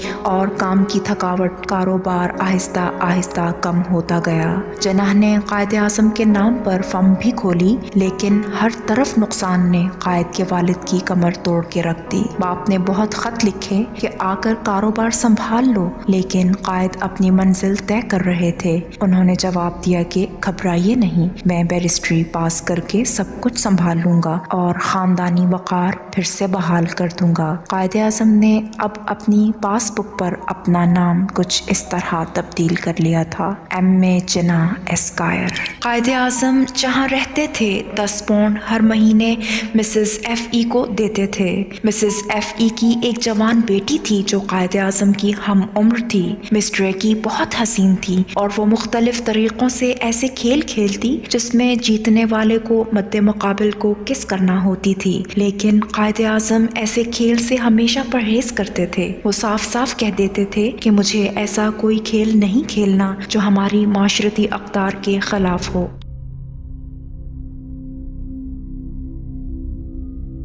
قائد اعظم پڑھتے رہے اور انہوں نے برطانوی عجائب گھر کی لائبریری کی ٹکٹ بھی لے لی۔ وہاں جا کر وہ مزید پڑھتے رہے اور مختلف بڑے بڑے سیاستدانوں کی تقاریر اور ان پر کھلی تنقید، یہ سب کچھ ان کے اصولوں کا حصہ بنتا جا رہا تھا۔ وہ جمہوریت کا نادر نمونہ بنتے جا رہے تھے۔ 2 سال کے عرصہ میں انہوں نے لنکنز ان سے بیرسٹری کا امتحان پاس کر لیا، جبکہ ان کی عمر اس وقت 18 سال کی تھی۔ گاؤن اور کیپ کے لیے قائد کو مزید رکنا پڑا۔ قائد اعظم نہ صرف پڑھائی کرتے تھے بلکہ وہ مختلف سوسائٹیوں میں بھی جاتے تھے۔ لندن میں پہلے سال ہی انڈین اسٹوڈنٹس یونین جو کہ ورلپول میں تھی، آپ کی ملاقات دادا بھائی نیرو جی سے ہوئی جو کہ بمبئی کے ایک پارسی لیڈر تھے اور لندن میں ان کا عرصہ دراز سے کاروبار تھا۔ وہ الیکشن پر کھڑے ہو گئے۔ لارڈ سلیبری نے انہیں بلیک مین کہا تو قائد اعظم نے اس دن سے دل میں ٹھان لی کہ اگر یہ لوگ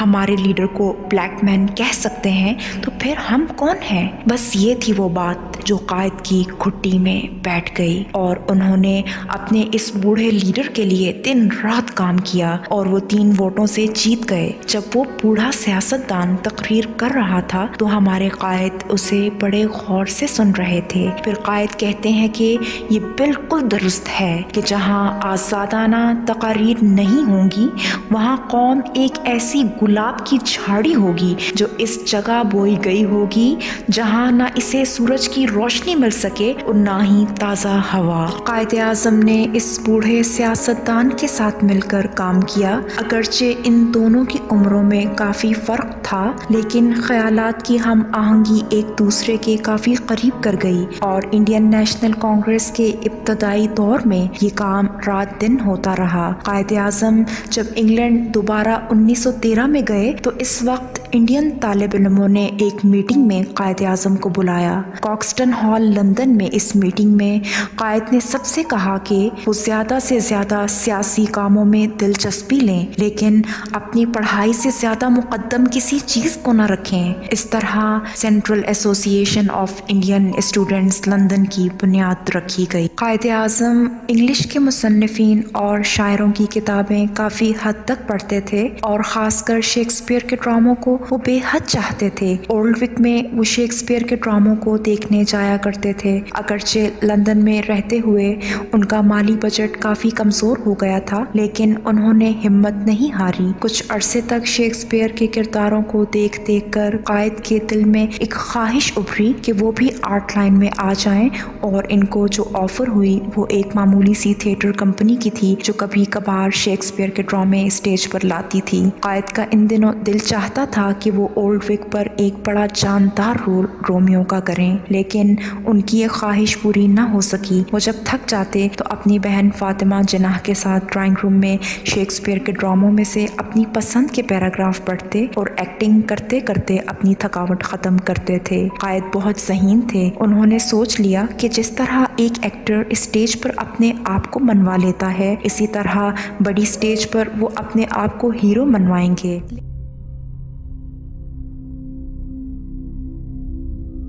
لنکنز ان کے عشائیے اب ختم ہو چکے تھے اور قائد اب اپنے آپ کو 4 سال بعد واپس کراچی لانے کی سوچ رہے تھے۔ Royal bank of Scotland کی چیک بک میں اب صرف 4 چیک باقی رہ گئے تھے۔ 14 جولائی 1896 کو ایف ای پیج ٹریک کے نام 3 انگلش پاؤنڈ جو کہ اس کے واجبات کھانے پینے اور رہائش کے تھے۔ 15 جولائی 1896 کو 3 چیک کیش ہوئے۔ National bank of India limited Bombay के नाम 71 पाउंड 1 शिलिंग 10 पेनी ये फैसला करते हुए कि वो कराची की बजाय बम्बई रहेंगे। थॉमस कुक एंड सन्स के नाम 42 पाउंड 18 शिलिंग 21 पेनी और आखिरी चेक अपने नाम अपना अकाउंट बंद करवाते हुए 10 पाउंड 9 शिलिंग 8 पेनी।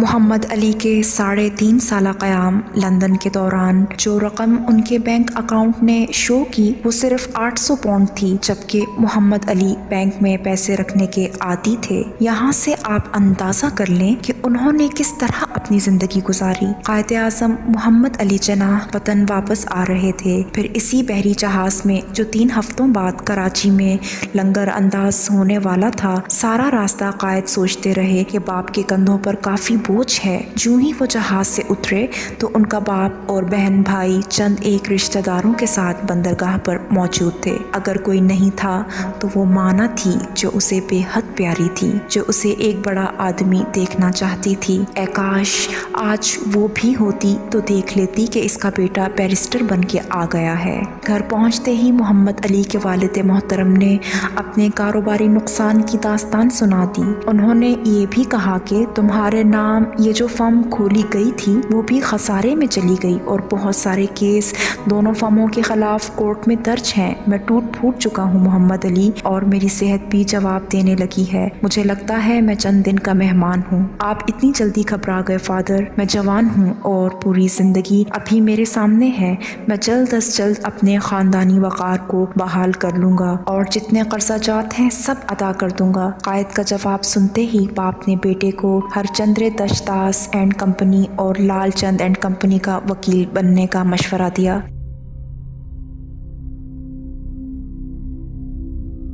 लेकिन मोहम्मद अली बम्बई जाना चाहते थे। बाप ने हमसायों और ज़ाती दोस्तों रामजी भाई और बेताब भाई से भी कहलवाया। जवान बैरिस्टर बम्बई में अपनी ज़िंदगी शुरू करना चाहता था। उसका फ़ैसला उठा और वो बम्बई चला गया। एक लंबी मुद्दत के लिए कायद ने अपोलो होटल बम्बई में एक कमरा ले लिया और अपना नाम बम्बई हाई कोर्ट में दाखिल करवा दिया। मोहम्मद अली हर रोज़ अदालत के चक्कर काटते काटते थक गए। इधर कराची में पूरा खानदान परेशानियों में था और यहाँ पूरे महीने में 1 रुपया तक न कमाया जा सका। हालात अबतर होते गए, महीने सालों में बदलते गए और 3 साल के अरसे में हालत इतनी बुरी हो गई कि तमाम उम्मीदों पर पानी सा फिर गया। 20 साला नौजवान जो ज़हीन और काबिल था सड़कों पर यूं मारा मारा फिरेगा लेकिन किसी के आगे झुकेगा नहीं। एक दिन कायद के एक दोस्त ने acting advocate general Bombay mister मैकफिरसन के साथ तारुफ करवाया तो उसने कायद को काम दे दिया और साथ में एक बहुत बड़ी लाइब्रेरी भी कायद को मिल गई। कायद ने दिन रात मेहनत की और एक दिन मिस्टर मैकफिरसन को राय दी कि वो गवर्नमेंट के काम भी ले लें। इस तरह मिस्टर मैकफिरसन ने member in charge of judicial department sir Charles ओलिवेंट के साथ कायद को मिलाया तो उन्होंने मोहम्मद अली को आरसी प्रेसिडेंसी मजिस्ट्रेट के ओहदे पर रख लिया। जो ही आरसी नौकरी के दिन पूरे हुए और कायद आज़म को पक्की नौकरी के लिए 1500 रुपये माहाना ऑफर हुई तो कायद ने बेहद शुक्रिया अदा करते हुए नौकरी छोड़ दी और ये कहा कि बहुत बहुत शुक्रिया, ये रकम अब मैं हर रोज़ कमा सकता हूँ। बहुत सारे लोग अब कायद के इर्द गिर्द इकट्ठे हो चुके थे। कायद ने अपोलो होटल के कमरे को खैर बात कहा और एक नहायत खूबसूरत अपार्टमेंट अपोलो बंदर एरिया में ले लिया। इसे अच्छी तरह डेकोरेट किया और बिल्डिंग में एक दफ्तर खोल लिया। इस एरिया में काफ़ी मशहूर वकील थे। कायद अपने पाँव पर खड़े हो चुके थे। मोहम्मद अली ने अपने बाप के नाम ख़त लिखा कि आप सब यहाँ बम्बई आ जाएं। बेशक बाप ने अपनी शरीके हयात और कारोबार कराची में खो दिया था, फिर भी बच्चों के मुस्तकबिल के लिए इसे पुरानी यादें छोड़ना पड़ी। मोहम्मद अली ने तमाम बहन भाइयों की पढ़ाई और खर्चे की जिम्मेदारी उठा ली। कायद आज़म जब भी कोई केस लड़ते तो इस लम्हे वो اپنی اور کورٹ کی عزت کا خیال رکھتے۔ ایک بار مسٹر اسٹرینج مین اور قائد دونوں ایک کیس کے سلسلے میں بحث و مباحثہ کر رہے تھے اور قائد کو اسٹرینج مین کے چیمبر میں جانا پڑا۔ بات بات میں قائد نے محسوس کیا کہ وہ اونچے ٹیمپر میں بات کر رہے ہیں جو کہ عزت نفس کے خلاف تھا۔ قائد اعظم اٹھے اور اس کے بعد کبھی بھی اس کے چیمبر میں نہیں گئے۔ اسی طرح ایک بار ایک کیس کے سلسلے میں قائد کو عدالت میں جسٹس مرزا کے سامنے جانا تھا اور اپوزنگ کونسل سر چمن لال سیتل وارڈ تھے۔ جو ہی قائد نے بات شروع کی تو جج مرزا نے مداخلت کی۔ قائد نے پھر سے بات شروع کی تو جسٹس مرزا نے حد تک محسوس کی اور پھر قائد کے الفاظ کو درست نہ جانتے ہوئے اپوزنگ کونسل سے پوچھا کہ آپ محسوس کرتے ہیں جو میں نے کہا؟ اپوزنگ کونسل نے اپنی کتاب میں لکھا ہے کہ یہ سوال جسٹس کا مجھ پر کرنا ایک بڑی حماقت تھی۔ پھر اپوزنگ کونسل نے جواب دیا کہ یہ میرے لیے فیصلہ کرنا کہ محمد علی جناح نے کیا کہا ہرگز نہیں، بلکہ آپ اس کا فیصلہ کریں۔ بہرحال میں تو اتنا جانتا ہوں کہ محمد علی جناح نے کبھی عدالت کی توہین نہیں کی۔ اس طرح محمد علی جناح پھر کبھی جسٹس مرزا کے سامنے نہیں گئے۔ قائد اعظم محمد علی جناح کے پاس اب سب بہن بھائی اپنی اپنی پڑھائی میں مصروف تھے۔ قائد ان سب کے اخراجات برداشت کیے جا رہے تھے کہ ان کے والد محترم جناح پونجا 1901 میں رحلت فرما گئے۔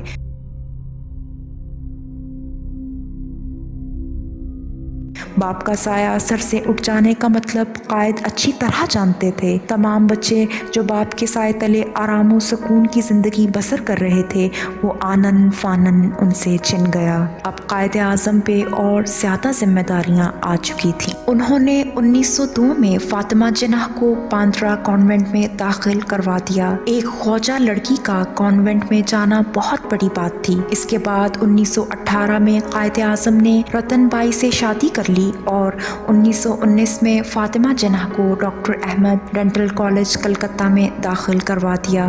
جو ہی فاطمہ جناح نے ڈینٹل کورس مکمل کیا تو قائد اعظم نے 1923 میں فاطمہ جناح کو ایک ڈینٹل کلینک بمبئی میں کھلوا دیا۔ شومِ قسمت فوری 1929 میں قائد اعظم کی بیوی رتن بائی بھی رحلت فرما گئیں اور فاطمہ جناح کو گھر کا نظم و نسق چلانا پڑا۔ فاطمہ جناح نے اپنا ڈینٹل کلینک بند کر کے قائد اعظم کے بنگلے میں اس کی پریکٹس شروع کر دی اور ساتھ ساتھ گھر کا خیال بھی رکھا۔ مس فاطمہ جناح اپنے بھائی سے بے حد پیار کرتی تھیں اور تقریباً 28 سال تک وہ قائد کے ساتھ رہیں۔ ہر لمحے ان کا خیال رکھا۔ آخری 19 سال جو مس فاطمہ جناح نے قائد کے ساتھ گزارے وہ انتہائی مشکل تھے۔ قائد اعظم اپنی بیٹی دینا جناح جو رتن بائی سے پیدا ہوئی بہت پیار کرتے تھے۔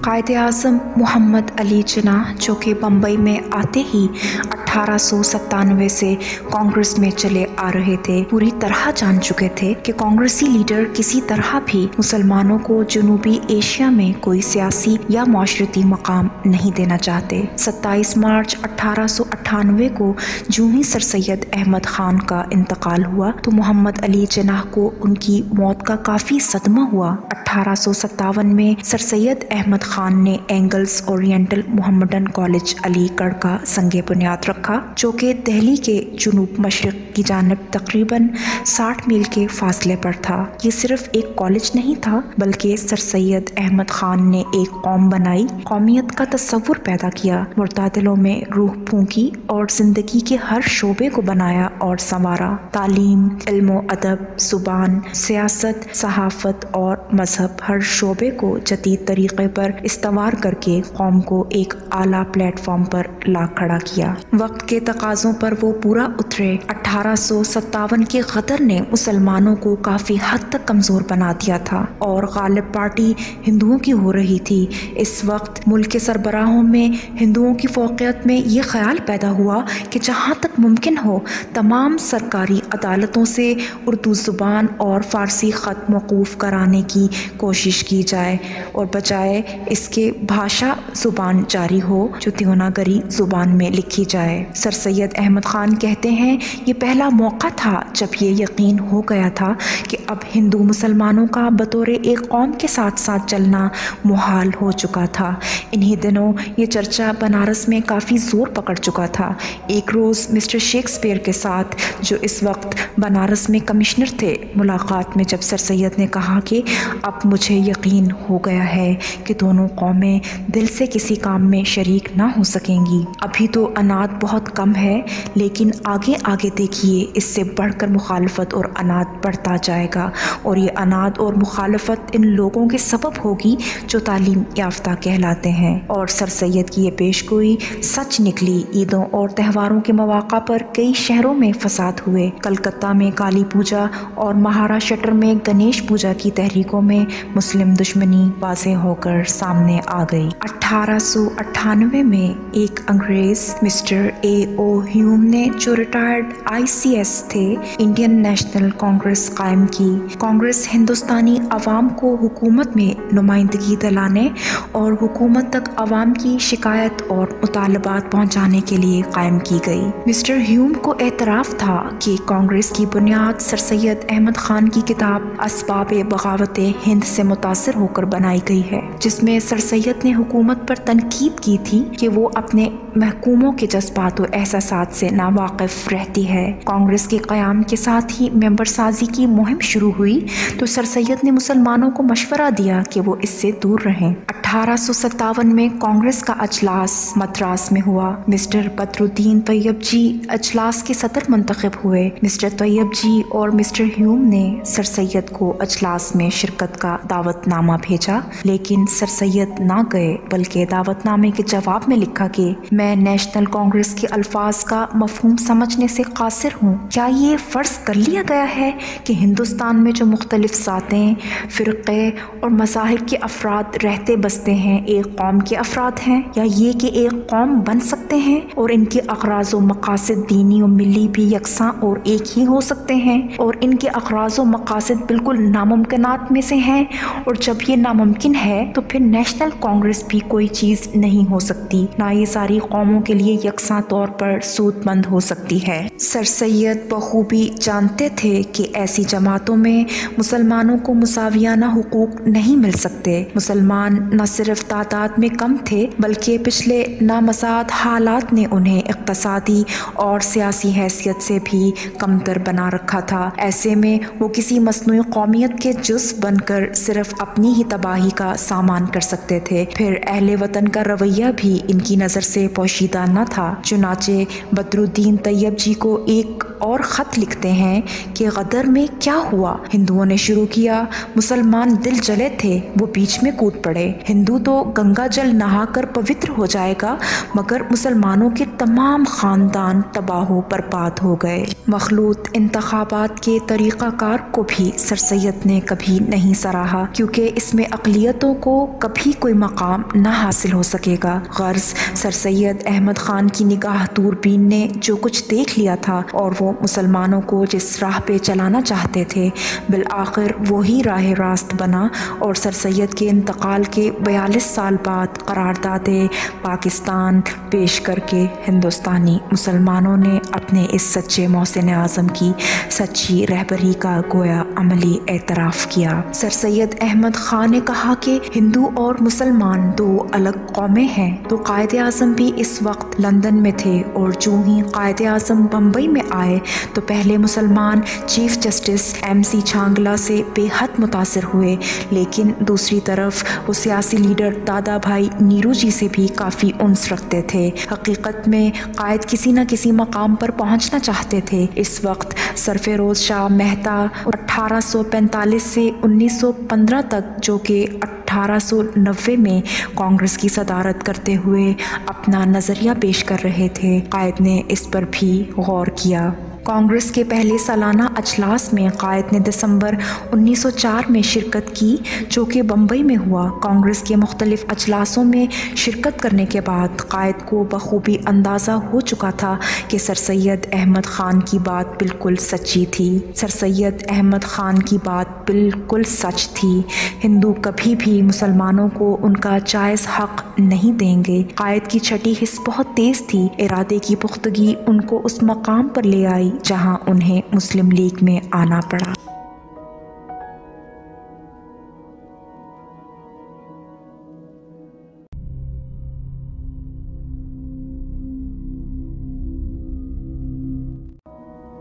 قائد کی سیاسی زندگی آخری 10 سالوں میں بہت ہی مصروف گزری۔ اگرچہ صحت ان کی خراب تھی پھر بھی وہ آرام نہیں کرتے تھے۔ ڈاکٹروں نے بہت کہا اور بہن نے بھی آرام کرانے کی بارہا کوشش کی، لیکن وہ ہر بار یہی کہتے رہے، کام کام اور صرف کام۔ قائد نے اپنے وجود کی آخری طاقت تک قوم کے لیے استعمال کر دی۔ قائد پورے ہندوستان کے کونے کونے تک گئے اور اپنے کبھی نہ ختم ہونے والے دوروں میں کھو گئے۔ جب بھی انہیں آرام کے لیے کہا جاتا تو وہ ہلکی مسکراہٹ سے کہتے، تم نے کبھی سنا ہے کہ جنگ کے دنوں میں کسی جنرل کو چھٹی ملی ہو؟ سوال کرنے والے پھر کہتے کہ کسی امتحان کے لیے آرام کرنا ضروری ہے، تو قائد پھر جواب دیتے، ہندوستان میں بسنے والے 10 کروڑ مسلمانوں کی خواہشات پوری ہو جائیں، میری صحت خود بخود ٹھیک ہو جائے گی۔ جب گورنمنٹ آف انڈیا ایکٹ 1935 کے تحت پورے ہندوستان میں عام الیکشن فروری 1937 میں ہوئے تو اس وقت پہلی مرتبہ مسلم لیگ نے اپنے نمائندے کھڑے کیے۔ مسلم لیگ ابھی مکمل طور پر مضبوط نہیں تھی اور مسلم لیگ کا لاحہ عمل ابھی مسلمانوں میں پورے طور پر پھیلا ہوا نہیں تھا۔ یہ تمام بوجھ قائد کے کندھوں پر آن پڑا۔ جوں جوں وہ دور دراز سفر کر کے مسلم لیگ کے نمائندوں کے لیے جمع غفیر میں جاتے، اتنی ہی چاہت سے لوگ ان کا شاندار استقبال کرتے رہے۔ قائد کے سنہری الفاظ شہروں، قصبوں اور گاؤں تک جا پہنچے۔ لوگ جوق در جوق اکٹھے ہو جاتے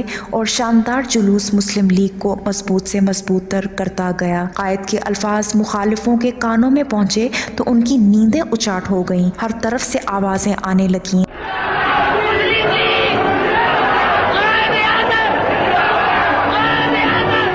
قائد اعظم زندہ باد، مسلم لیگ زندہ باد۔ زندہ باد کے فلک شگاف نعروں میں قائد کی جسمانی قوت نہ جانے کہاں سے آ جاتی اور وہ ایک ایک لفظ کو بہتر سے بہتر ادا کرتے۔ 1937 میں وزیر اعلیٰ پنجاب سر سکندر حیات نے مسلم لیگ میں شمولیت اختیار کی تو مسلمانوں کے حوصلے بلند ہو گئے اور تحریک اور تیز ہو گئی۔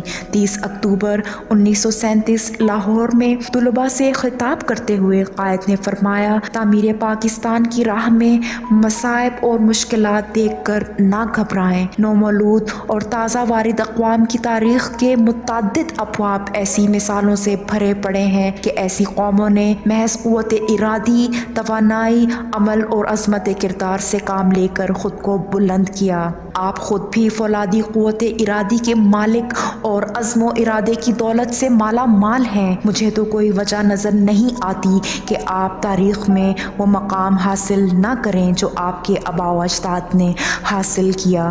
آپ کو صرف مجاہدوں جیسا جذبہ پیدا کرنے کی ضرورت ہے۔ 1937 میں قائد نے آل انڈیا مسلم لیگ لکھنؤ کے اجلاس میں شرکت کی اور لکھنؤ کی شاہانہ تہذیب میں پاکستان کا بیج بویا۔ قائد اعظم کو ہر طرف بلایا جا رہا تھا۔ تحریک دن بدن زور پکڑتی جا رہی تھی۔ دسمبر 1938 میں آل انڈیا مسلم لیگ کا 26واں سالانہ سیشن پٹنہ میں ہوا، جہاں مسلمانوں کے مستقبل کے لیے بہترین فیصلے کیے گئے۔ پٹنہ کی گلی گلی قائد اعظم زندہ باد کے نعروں سے گونج اٹھی۔ 27 March 1939 council of all India Muslim league Delhi کی میٹنگ میں قائد اعظم نے اپنی تقریر میں پھر سے واضح کر دیا کہ مسلمان کسی بھی صورت میں ہندوؤں کے ساتھ نہیں رہ سکتے۔ 13 نومبر 1939 عید کے موقع پر قائد اعظم نے پیام عید میں کہا، گزشتہ نسل کے ہم لوگوں کو جتنی بھی آزمائشیں درپیش آنی تھیں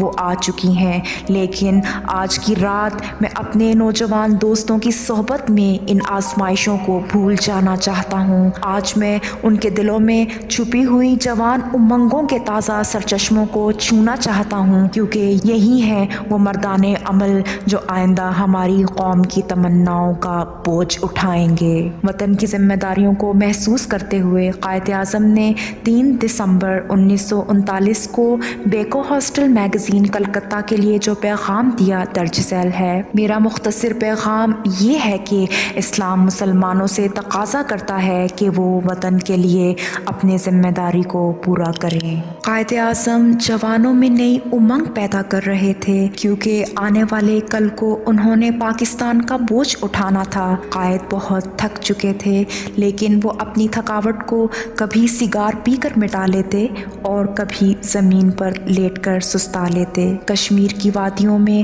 1940 کا سال اس بات کا گواہ ہے کہ قائد اپنے ہم عصروں لیاقت علی خان بیگم، رانا لیاقت علی خان اور فاطمہ جناح کے ساتھ کشمیر کی وادیوں میں ہر قدم پر کشمیر کی خوبصورتی کو سراہتے تھے۔ انہیں وہاں دلی سکون ملتا تھا۔ 1940 ہی میں ایک ندی کے کنارے قائد ایک پتھر پر بیٹھے نہ جانے کن گہری سوچوں میں مصروف تھے۔ شاید وہ سوچ رہے تھے کہ کشمیر کی سادگی، قدرتی مناظر اور خوبصورتی میں کوئی داغ نہ لگے۔ ایک وقت ایسا بھی آن پہنچا جب زندہ دلانے لاہور نے اپنے قائد کا استقبال کیا۔ مارچ 1940 میں all India Muslim League Lahore session میں قائد خان سعد اللہ خان، شاہ نواز خان آف ممدوٹ اور لیاقت علی خان کے ساتھ نمایاں نظر آ رہے تھے۔ ہر ایک کی نظر قائد پہ مرکوز تھی اور لوگ سوچ رہے تھے 5 فٹ 10.5 انچ 3 سینٹی میٹر کا دراز قد قائد قوم کے غم میں صرف 12 پاؤنڈ رہ چکا تھا اور ہر گھڑی اس کے اس وزن کو اونس کم کرتے ہوئے مزید تھکا رہی تھی۔ 23 مارچ 1940 کا دن اپنی پوری آب و تاب سے چمک رہا تھا۔ ہر سو ایک ہی آواز تھی، قائد آ چکے ہیں۔ لوگوں کا جمع غفیر دور دراز علاقوں سے چوک در چوک آ چکا تھا۔ تقریباً 5 لاکھ مسلمانوں نے اس اجلاس میں شرکت کی۔ لاہور کو یہ عزت ملنی تھی، مل گئی، اور قرارداد تقسیم ہند جو کہ اصل میں قرارداد پاکستان ہی تھی کو ہر ایک نے منظور کیا۔ اس طرح پاکستان کی تحریک بہت بڑی جمہوری اقدار سے گزر کر اس شاہراہ پہ آ گئی جہاں سے اسے کوئی بھی روک نہیں سکتا تھا۔ بہت سے مسلمان اس اجتماع میں اکٹھے ہوئے۔ حالانکہ 19 مارچ 1940 کو خاکساروں پر گولی چلانے کا واقعہ ہو چکا تھا، پھر بھی آزادی کے پروانے آتے ہی گئے۔ خوف نام کی شے کسی بدن میں تھی ہی نہیں۔ قائد اعظم نے ماضی میں پھر ایک بار جھانکا جہاں 1905 میں محمڈن پروونشل یونین بنگال میں بنی اور پھر مسلم لیگ میں شامل ہو گئی۔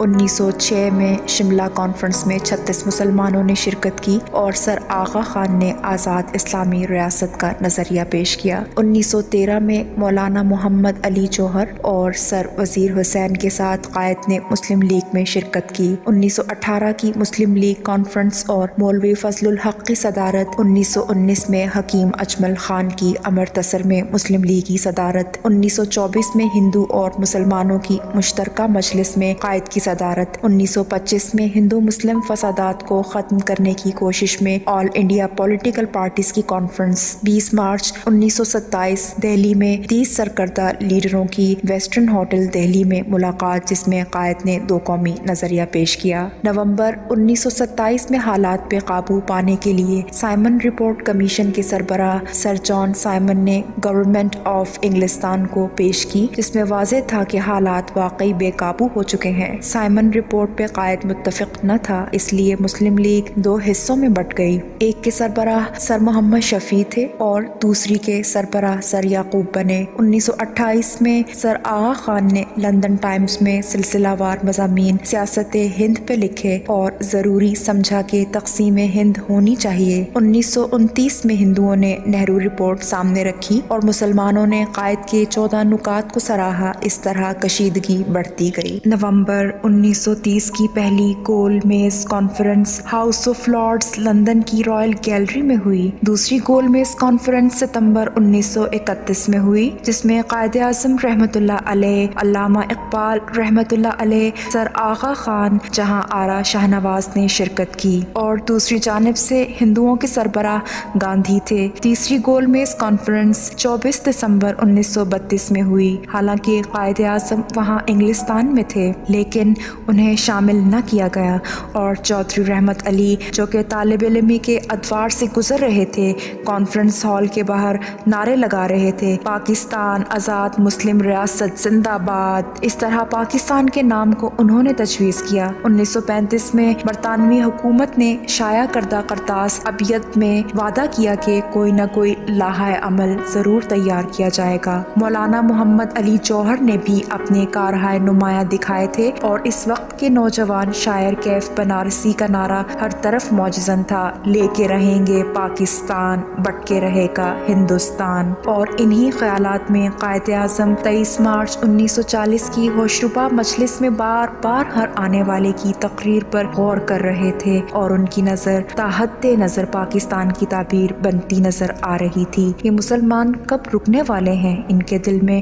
اٹھنے والی لہر کو قائد اپنا مستقبل بنا چکے تھے۔ وہ ہر ایک دل کی آواز بنتے گئے، اور پھر وہ ناقابل تسخیر قلعہ بن گئے۔ اوائل نومبر 1940 میں قائد اعظم اور فاطمہ جناح بمبئی سے دہلی سیشن کی میٹنگ کے لیے سفر کر رہے تھے۔ باوجود یہ کہ چند دنوں سے قائد کو ہلکا ہلکا بخار بھی رہتا تھا، پھر بھی ٹرین کے سفر میں بمبئی سے دہلی جانے کی ٹھان لی۔ رات کا کھانا قائد کھا چکے تھے، اور گاڑی اپنی منزل مقصود کی جانب رواں دواں تھی۔ آسمان بالکل صاف تھا، ستارے اپنی آب و تاب سے ٹمٹما رہے تھے، لیکن عوام کی دھڑکنوں کا حامل ستارہ ہمارا قائد جو ہی بستر پر دراز ہوا تو انہوں نے فوراً چلانا شروع کر دیا، جیسے کسی نے گرم سرخ لوہے کی تیز نوک ان کے جسم میں چبھو دی ہو۔ وہ بولنے سے قاصر تھے، اپنی انگلی سے دائیں طرف اشارہ کر رہے تھے، اور جہاں گاڑی اپنے سفر پہ تھی وہاں طبی سہولتیں کہاں میسر تھیں۔ خدا خدا کر کے گاڑی نے کسی اسٹیشن پر بریکیں لگائیں تو ان کے لیے فاطمہ جناح فوراً گارڈ کے پاس پہنچی، گرم پانی کی بوتل لے کر ایک نیپکن میں لپیٹ کر قائد کی درد والی جگہ پر رکھی تو قدرے افاقہ ہوا۔ صبح کے وقت گاڑی دہلی پہنچ چکی تھی، اور 10 بجے کے قریب قائد دہلی کی رہائش گاہ اورنگزیب روڈ پر پہنچ گئے۔ ڈاکٹروں نے قائد کو مشورہ دیا کہ درد کے اس اچانک حملے کا علاج یہ ہے کہ کم از کم 15 دن بستر پر آرام کیا جائے۔ ڈاکٹر گھر سے چلے گئے تو قائد نے بہن سے کہا، کتنی بدقسمتی ہے کہ اس بے حد ضروری سیشن میں جہاں میری موجودگی بہت ضروری تھی میں بستر پر آرام کر رہا ہوں۔ لیکن 2 دن بعد جو ہی قائد نے افاقہ محسوس کیا تو وہ پھر اپنے کام پہ چل دیے۔ ان کی بے چینی سے صاف ظاہر تھا کہ وہ اپنی بے چین قوم کے لیے پیدا ہوئے ہیں۔ 13 جنوری 1941 قائد نے کراچی کے بوہرا طلباء کے نام پیغام میں کہا، خیالی دنیا سے نکل آئیں اور اپنے دماغ ایسے پروگراموں کے لیے وقف کر دیں جن سے زندگی کے ہر شعبہ میں ہمارے لوگوں کے حالات بہتر ہو سکیں۔ صرف اسی صورت میں ہم اتنے مضبوط اور طاقتور ہو سکیں گے کہ ان مخالف اور ضرر رساں قوتوں کا مقابلہ کر سکیں جو ہمارے خلاف کام کر رہی ہیں۔ مارچ 1941 قائد اعظم نے پنجاب مسلم اسٹوڈنٹس کانفرنس لاہور میں اپنے صدارتی خطبے میں فرمایا، 3 بنیادی باتیں جو کسی قوم کو ملک کا مالک بنانے اور حکومت چلانے کا اہل بناتی ہیں، ان میں ایک تعلیم ہے۔ اس کے بغیر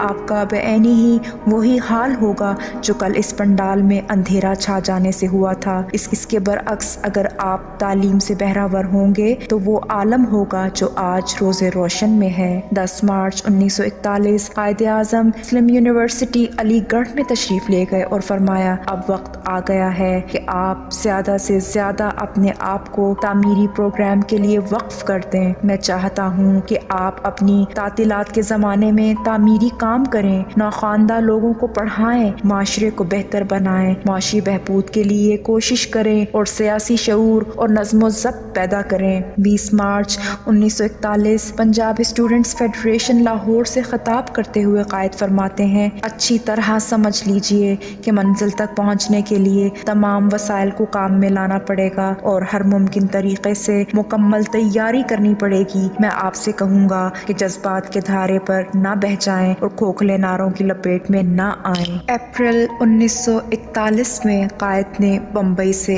مدراس سفر کیا، جہاں ان کا آل انڈیا مسلم لیگ کے سیشن میں شمولیت کے لیے جانا ضروری تھا۔ جب ٹرین مدراس سے چند میلوں کے فاصلے پر تھی۔ قائد اٹھ کر ٹوائلٹ کی جانب ابھی 2 قدم چلے تھے کہ زمین پر آ گرے۔ فاطمہ جناح نے حوصلے سے ان کو اٹھایا اور پوچھا کیا بات ہے، تو جواب میں صرف ہلکی سی مسکراہٹ ملی۔ اپنی برتھ پر وہ لیٹ گئے۔ جو ہی گاڑی ایک جنکشن پہ رکی تو ہزاروں کی تعداد میں لوگ قائد اعظم زندہ باد کے نعرے لگا رہے تھے۔ فاطمہ جناح نے کہا کہ قائد بیمار ہیں، ڈاکٹر بلائیے۔ سب لوگ خاموش ہو گئے اور ڈاکٹر فوراً آ گئے۔ ڈاکٹروں نے قائد کو چیک کیا اور نروس بریک ڈاؤن کے لیے دوا کے ساتھ ہفتہ عشرہ آرام کرنے کو بھی کہا، لیکن قائد نے سنا اور پھر مدراس آ گیا۔ فاطمہ جناح نے بہت کہا کہ آرام کریں، لیکن قائد نے فرمایا کہ میں چند ایک الفاظ سیشن کے لیے ضرور کہنا چاہتا ہوں۔ لیکن جو ہی قائد نے تقریر شروع کی تو تقریباً 2 گھنٹے تک بولتے رہے۔ 26 نومبر 1941 میں قائد نے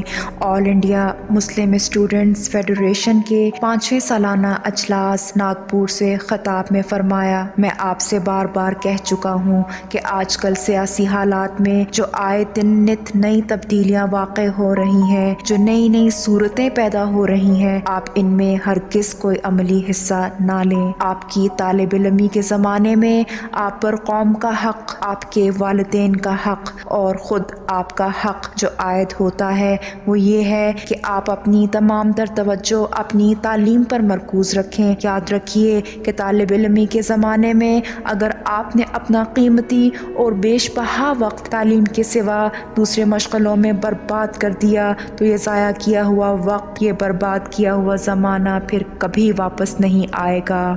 البتہ جہاں آپ کا سب سے پہلا فرض تحصیل علم میں جدوجہد کرنا ہے، وہاں ساتھ ہی ساتھ آپ کو نہ صرف اپنے ملک میں بلکہ ساری دنیا میں رونما ہونے والے سیاسی، معاشرتی اور اقتصادی حالات کا بھی برابر جائزہ لیتے رہنا چاہیے اور ان سے بالکل باخبر رہنا چاہیے۔ قائد اعظم 1942 میں آل انڈیا مسلم لیگ الہ آباد کے سالانہ اجلاس میں تشریف لے گئے اور آزادی کے لیے اپنا لائحہ عمل دہرایا۔ 20 جنوری 1942 سید سجاد حسین ایڈیٹر سلیم اللہ ہال میگزین ڈھاکہ یونیورسٹی کے نام خط میں قائد اعظم لکھتے ہیں کہ تمہارے جذبات خواہ کتنے ہی متاثر ہوئے ہوں، تمہیں کوئی عمل ایسا نہیں کرنا چاہیے جس سے ہماری قومی مقصد کو نقصان پہنچے۔ تم ہمارے رہنما الفاظ کے سامنے اپنے انفرادی فوائد قربان کر دو۔ وہ رہنما الفاظ ہیں ایمان، اتحاد اور تنظیم۔ اسی طرح 24 فروری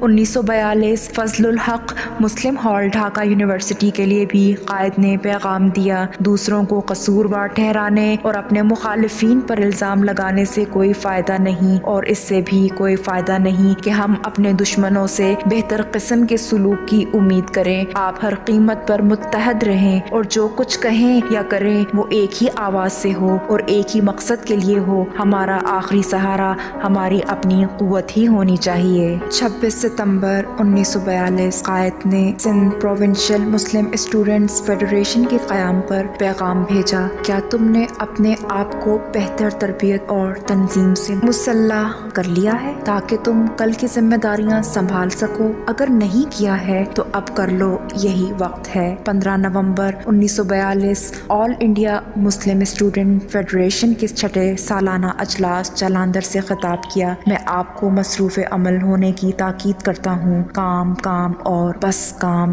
صبر و استقلال اور عجز و انکسار کے ساتھ اپنی قوم کی سچی خدمت کرتے جائیے۔ قائد اعظم نے 19 نومبر 1942 کو اسی سیشن میں پرچم کشائی کی رسم بھی ادا کی۔ دوسری جنگ عظیم کے خاتمہ پر ہندوستان کو تقسیم کرنے کا منصوبہ مان لیا گیا اور تقسیم کے ساتھ آزاد کرنے کا کام لارڈ ماؤنٹ بیٹن کے سپرد کیا گیا۔ 30 جولائی 1943 بلوچستان مسلم لیگ کوئٹہ کے اجلاس میں قائد نے فرمایا کہ تلوار جو آپ نے مجھے عنایت کی ہے صرف حفاظت کے لیے اٹھے گی، لیکن فی الحال آپ کے لیے جو سب سے ضروری امر ہے وہ تعلیم ہے۔ علم تلوار سے بھی زیادہ طاقتور ہے، جائیے اور علم حاصل کیجیے۔ 1943 قائد اعظم علی گڑھ مسلم یونیورسٹی اسٹوڈنٹ یونین میں گئے اور طلباء میں بیٹھے نظر آ رہے ہیں۔ 1944 میں قائد اعظم اور گاندھی میں گفت و شنید جاری رہی اور قائد اپنی صلاحیتوں کو بروئے کار لاتے ہوئے ہندوؤں کے ہر وار کو شکست فاش دیتے رہے۔ پریس والے لکھتے کرتے رہے اور آپ بیان کرتے رہے۔ 27 مارچ 1944 قائد اعظم اسلامیہ ویمنز کالج لاہور کی طالبات سے خطاب فرماتے ہیں، بہت سی نیم اسلامی اور غیر اسلامی باتیں مسلمانوں کے معاشرے میں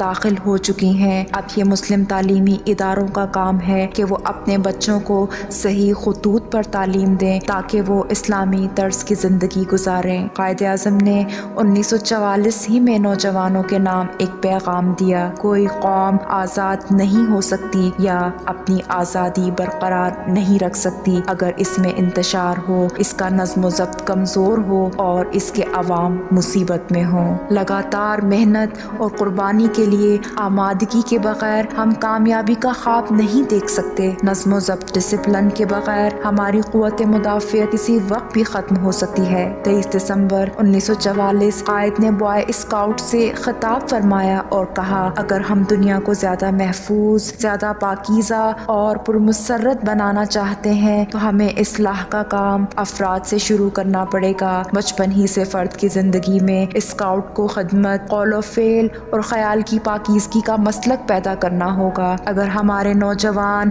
ہر ایک کو دوست رکھنے، ہر ایک کی ہمہ وقت خدمت کرنے اور ذاتی مفاد کو دوسروں کی بھلائی کے سامنے پسے پشت ڈالنے، الفاظ اور عمل میں تشدد سے بچنے کا سبق سیکھ لیں تو مجھے قوی امید ہے کہ عالمگیر اخوت دائرہ امکان میں ہو جائے گی۔ 18 جنوری 1945 صوبہ سرحد مسلم اسٹوڈنٹس فیڈریشن کو پیغام میں قائد کہتے ہیں، مسلم قوم کی اثر نو تعمیر و تنظیم میں نوجوانوں کو یقیناً ایک اہم کردار ادا کرنا ہے۔ میں آپ کے لیے دعا کرتا ہوں اور امید کرتا ہوں کہ آپ اس کام میں پورا حصہ لیں گے، لیکن آپ اپنی تعلیم کا بالکل نقصان نہ کریں، اپنا وقت بلا وجہ ضائع نہ کریں اور تعلیمی زندگی کے تقاضوں کو بے کم و کاست پورا کریں۔ فارغ التحصیل ہونے کے بعد آپ کے سامنے بہت سے مواقع آئیں گے، آپ کو ان سے مستفید ہونا چاہیے۔ آپ کو بہت سے کام کرنے ہیں اور مجھے یقین ہے کہ آپ ان میں ناکام نہیں رہیں گے۔ 1945 میں قائد نے NWFP کا دورہ کیا۔ 1945 میں شملہ کانفرنس ہوئی۔ اس میٹنگ میں موجود ممبران اور لارڈ ویول کے ساتھ قائد اعظم نے اپنا مدعا بیان کیا۔ اس کانفرنس میں حسین امام اور سردار والی پنتھ اور لیاقت علی خان بھی موجود تھے۔ 7 مئی 1945 کاٹھیا واڑ مسلم طلباء کانفرنس دھورا جی کے لیے قائد نے پیغام میں فرمایا، آپ اپنی تعلیم کو جو کہ آپ کا پہلا فرض ہے نظر انداز کیے بغیر مسلمانوں کی سماجی، سیاسی اور تعلیمی بہتری کے لیے بہت کچھ کر سکتے ہیں۔ اپنے ملک کے مسائل ہی نہیں بلکہ پوری دنیا کے مسائل کا مطالعہ کریں اور اپنے آپ کو دنیا میں وقتاً فوقتاً ہونے والی تبدیلیوں سے باخبر رکھیں۔ 21 مئی 1945 مسولی پٹم مسلم اسٹوڈنٹ فیڈریشن کے نام پیغام میں قائد کہتے ہیں، آزادی انمول ہے، اس کی قیمت نہیں لگائی جا سکتی اور اس کے حصول کے لیے ہر قربانی ہیچ ہے۔ اس حقیقت کو اپنے دماغ میں جگہ دیجیے اور اپنی تربیت اس طرح کیجیے کہ آپ اس وقت زندگی کی کشمکش کا مردانگی، شجاعت، اعتماد اور جرأت سے مقابلہ کر سکیں۔ جب آپ کے کاندھوں پر ذمہ داری آ پڑے، اتحاد، یقین اور تنظیم کے اصول پر عمل کرتے ہوئے آگے بڑھیں۔ 18 اکتوبر 1945 بلوچستان مسلم اسٹوڈنٹس فیڈریشن کوئٹہ کے زیر اہتمام اجلاس میں قائد نے فرمایا، طلباء سیاست کا مطالعہ ضرور کریں لیکن وہ سیاست کو اپنی تعلیم کا ایک حصہ نہ بنائیں۔ 25 نومبر 1945 فرنٹیئر مسلم اسٹوڈنٹس فیڈریشن پشاور کے زیر اہتمام منعقدہ اجلاس میں قائد نے فرمایا، پیسے کے بغیر فلاکت ہے، بھوک ہے اور تعلیم کے بغیر ظلمت اور تاریکی ہے۔ ایک طرف قائد طالب علموں سے مخاطب ہوتے رہے تو دوسری جانب مختلف جگہوں پر اجلاس میں شرکت کر کے آزادی کی لہر کو زندہ رکھا۔ 8 فروری 1946 کو قائد نے اپنی دہلی کے رہائش پر برطانوی پارلیمنٹ کو دعوت دی جہاں خان آف کلات سے بھی سب کی ملاقات کروائی۔ کیبنٹ مشن 1946 میں قائد اعظم نے لارڈ ویول، لارڈ لارنس اور سر کرپس کے ساتھ کئی ادوار میں اپنا مضبوط لائحہ عمل آزادی کا دہرایا اور انگریز اس چیز چیز کو بخوبی جاننے لگا کہ قائد اعظم جو چاہتے ہیں وہ کر کے رہیں گے۔ 1946 میں ہی جواہر لال نہرو نے عبوری حکومت کا چارج سنبھالا تو مسلمانوں نے یوم سیاہ منایا۔ انگریزوں نے بھانپ لیا کہ آزادی سے پہلے بر صغیر ہند کی تقسیم لازمی ہے۔ 1946 میں قائد قاہرہ مصر میں گئے، لیاقت علی بھی ساتھ تھے۔ وہاں پریس کانفرنس میں انہوں نے لاہ عمل بیان فرمایا جس سے ان کی خارجہ پالیسی بھی واضح ہوتی ہے۔ نیز مصری لیڈروں سے بات چیت کی اور اپنی قائدانہ حیثیت کو منوا لیا۔ جون 1946 میں قائد اعظم نے پاکستان فنڈ کا قیام کیا اور قوم نے دل کھول کے چندہ دیا۔ قائد اعظم وقت کے ساتھ ساتھ کافی کمزور ہو چکے تھے۔ وہ سفر کرتے وقت ہمیشہ خاموش رہتے اور چوں ہی اجلاس میں تقریر کرنے لگتے تو جوش و ولولہ ان کے نحیف بدن سے بڑا مضبوط نکلتا۔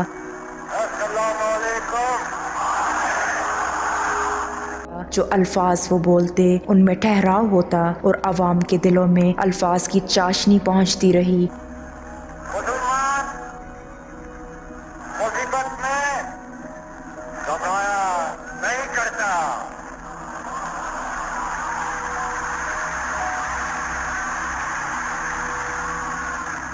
ہمارے حوصلے بلند ہیں۔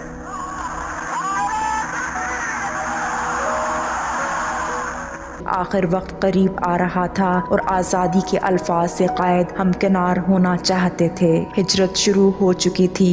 ہر طرف سے غمناک خبریں قائد کو پریشان کر رہی تھیں۔ مسلمان اپنے وطن کی خاطر کیا کیا قربانیاں دے رہے تھے۔ قائد کی خواہش تھی کہ ایسا نہ ہو، لیکن آزادی آرام سے تھوڑا ملتی ہے۔ 14 اگست 1947 کا دن وہ مبارک دن تھا جب پاکستان ہندوستان کے ظلم و تشدد اور انگریزوں کی غلامی سے نجات حاصل کر گیا۔ قائد اور عوام کی کوششیں رنگ لائیں اور ایک آواز گونجی، آزادی مبارک ہو، ہم آزاد ہیں، پاکستان زندہ باد، قائد اعظم زندہ باد۔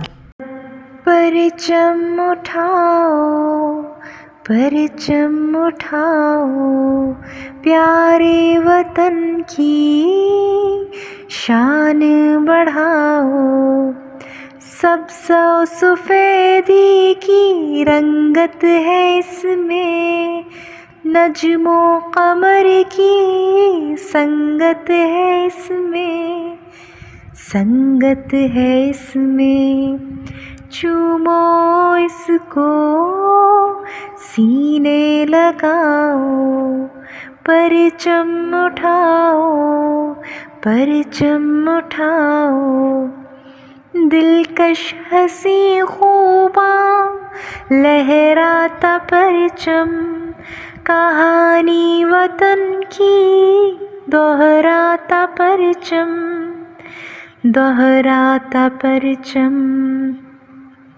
مقام اس کا دنیا میں اونچا بناؤ، پرچم اٹھاؤ، پرچم اٹھاؤ، وطن کے جیالوں کی پہچان پرچم، میری آن پرچم، میری جان پرچم، مقام بلندی پر اس کو لے جاؤ، پرچم اٹھاؤ، پرچم اٹھاؤ، قوم کی عزت شہرت پرچم، عظمت ندرت نصرت پرچم، شاد وطن کے نغمے گاؤ، پرچم اٹھاؤ، پرچم اٹھاؤ، پرچم اٹھاؤ، پرچم اٹھاؤ، پرچم اٹھاؤ، پرچم اٹھاؤ۔